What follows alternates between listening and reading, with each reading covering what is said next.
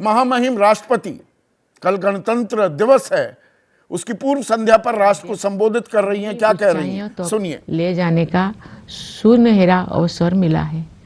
हमारा लक्ष्यों को प्राप्त करने के लिए प्रत्येक नागरिक का योगदान महत्वपूर्ण होगा।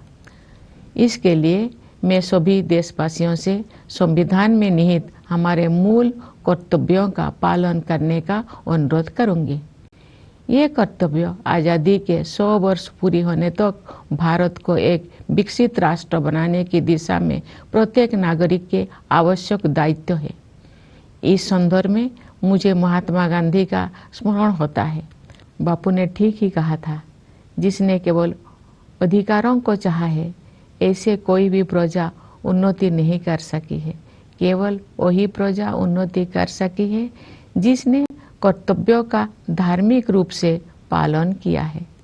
मेरे प्यारे देशवासियों, गणतंत्र दिवस हमारा आधारभूत मूल्यों और सिद्धांतों को स्मरण करने का एक महत्वपूर्ण अवसर है।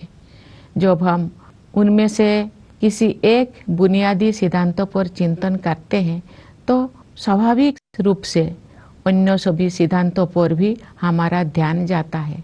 संस्कृति, मान्यताओं और परंपराओं की विविधता हमारे लोकतंत्र का अंतर्निहित आयाम है।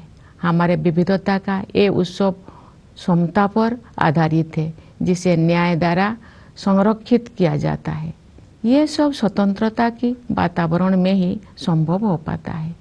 इन मूल्यों और सिद्धांतों की समग्रता ही हमारी भारतीयता का आधार है। Doctor B.R. अम्बेडकर के प्रबुद्ध मार्गदर्शन में प्रवाहित इन मूलभूत जीवन मूल्यों और सिद्धांतों में रची बसी संविधान की भावधारा ने सभी प्रकार के भेदभाव को समाप्त करने के लिए सामाजिक न्याय के मार्ग पर हमें अडिग बनाए रखा है।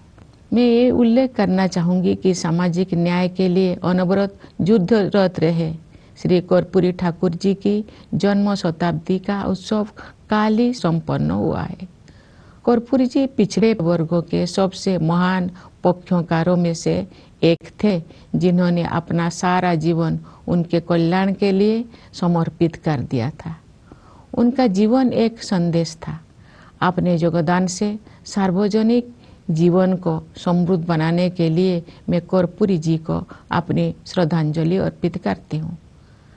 हमारे गणतंत्र की मूल भावना से एकजुट होकर 140 करोड़ से अधिक भारतवासी एक कुटुंब के रूप में रहते हैं। दुनिया के सबसे बड़े इस कुटुंब के लिए सह अस्तित्व की भावना भूगोल द्वारा थोपा गया बोझ नहीं है, बल्कि सामूहिक उल्लास का सहज स्रोत है, जो हमारे गणतंत्र दिवस के उत्सव में अभिव्यक्त होता है।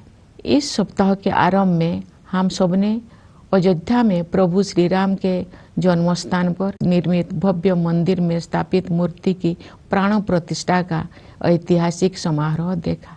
भविष्य में जब इस घटना को व्यापक परिप्रेक्ष्य में देखा जाएगा, तब इतिहासकार भारत द्वारा अपने सभ्यतागत विरासत की निरंतर खोज में युगांतकारी आयोजन के रूप में इसका विवेचन करेंगे।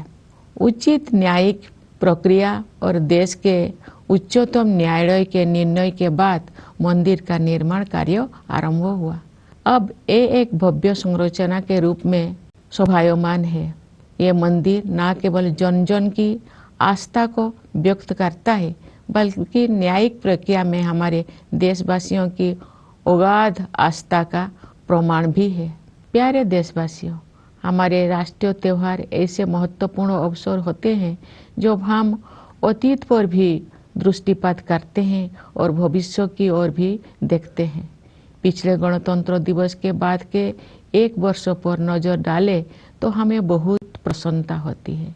भारत की अध्यक्षता में दिल्ली में G20 शिखर सम्मेलन का सफल आयोजन एक अभूतपूर्व उपलब्धि थी। G20 से जुड़े आयोजनों में जन सामान्यों की भागीदारी विशेष रूप से उल्लेखनीय है। इन आयोजनों में विचारों और सुझावों का प्रभाव ऊपर से नीचे की ओर नहीं, बल्कि नीचे से ऊपर की ओर था।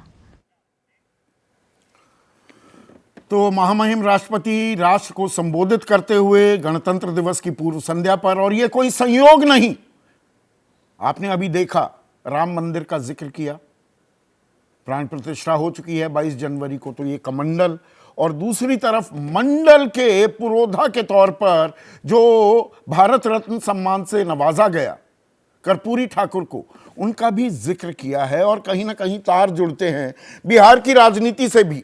जैसे ही घड़ी का काटा दोपहर 2:30 पे आए, बबीता जी का दिल सास बहू साजिश के लिए मचल जाए। और ये है इनकी बहू, पूरे दिन ऑफिस की टेंशन हो जाए गॉन जब ये करें अपना फेवरेट शो फ्री टाइम पे ऑन। इनकी तरह आप भी देखें अपना फेवरेट शो अपने टाइम पर और डाउनलोड कीजिए एबीपी लाइव ऐप अपने स्मार्ट टीवी पर।